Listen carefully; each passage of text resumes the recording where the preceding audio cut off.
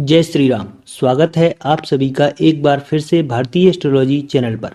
दोस्तों, आज इस वीडियो में मैं आपको एक बहुत ही कमाल की टेक्निक बताऊंगा जो अपने आप में बहुत ही यूनिक है, जिसके द्वारा आप किसी भी व्यक्ति के लिए महादशा, अंतर्दशा और प्रत्यंतर दशा के परिणामों को सटीकता से प्राप्त कर पाएंगे। दोस्तों, आज की जो हमारी टेक्निक है वह चंद्रमा के गोचर पर आधारित है, यानी जो चंद्रमा डेली में ट्रांजिट करता है विभिन्न राशियों में, नक्षत्रों में, उसी के आधार पर ही आज हम पता करेंगे कि किसी व्यक्ति के लिए यह आने वाली किसी भी ग्रह की दशा और अंतर्दशा, प्रत्यंतर दशा किस तरह का परिणाम दे सकती है।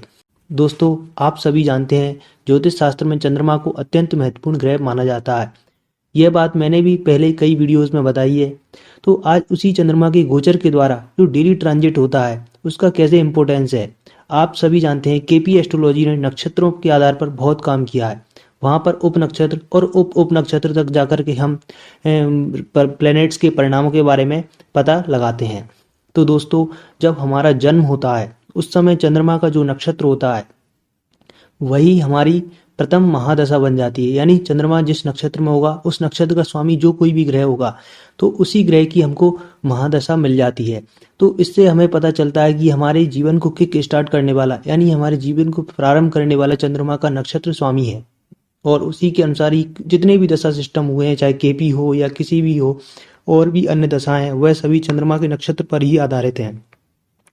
और यदि चंद्रमा के उप नक्षत्र की बात करें तो उसके आधार से हमें अंतर्दशा मिल जाती है। और उप नक्षत्र पे जाएं, यानी सब लॉर्ड पे जाएं इंग्लिश में बात करें तो उसके आधार पर हमें प्रत्यंतर दशा मिलती है।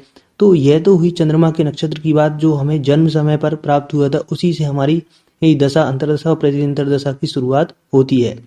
अब बात करें कि डेली ट्रांजिट का कैसे हम यूज कर सकते हैं आने वाले ग्रहों की दशा पता करने में। तो इसके लिए आपको एक छोटा सा प्रयोग करना होगा और यह कोई दूसरा ज्योतिषी नहीं बता सकता। यह स्वयं आप अपनी कुंडली पर करेंगे तो आप वाकई में बहुत ही सुंदर रिजल्ट पाएंगे और 100% तक एक्यूरेसी से आप रिजल्टों को अनुमान लगा लेंगे। उदाहरण के लिए आप जानना चाहते हैं कि आपकी आने वाली मंगल की महादशा कैसी रहेगी। तो मंगल ग्रह के नक्षत्र कितने हैं? 3 नक्षत्र हैं मंगल ग्रह के। उदाहरण के लिए हम मान लेते हैं चित्रा नक्षत्र की। तो चित्रा नक्षत्र का स्वामी कौन है? मंगल है। तो जब भी चंद्रमा का ट्रांजिट चित्रा नक्षत्र में होगा, यानी चित्रा नक्षत्र के स्वामी कौन है? मंगल। तो आपको उस दिन के लिए बारीकी से ध्यान रखना चाहिए कि उस दिन आपके साथ क्या क्या घटनाएं हुई। जैसे कि आपके किसी के साथ लड़ाई तो नहीं हुई, झगड़ा तो नहीं हुआ, क्या आपके अकाउंट में बैलेंस आए, या कहीं से मनी आया, या कहीं ट्रेवलिंग करने गए आप, क्या आपने कुछ दिन उस दिन क्या खास हुआ, वह सब चीज़ें आपको नोट डाउन कर लेनी चाहिए। एक लॉग टेबल बना लीजिए आप, जिसमें आप अपने सारे दिन की एक्टिविटीज़ को नोट कर लीजिए। और फिर देखिए तो डेली का चार्ट बना करके चंद्रमा के केस, जैसे कि हम 3 चीज़ें देखते हैं यहाँ पर, नक्षत्र, उप नक्षत्र और उप नक्षत्र। तो नक्षत्र बताएगा आपकी महादशा और उप नक्षत्र बताएगा अंतर्दशा और उप नक्षत्र यानी सब लॉर्ड बताएगा आपकी प्रत्यंतर दशा के परिणाम के बारे में।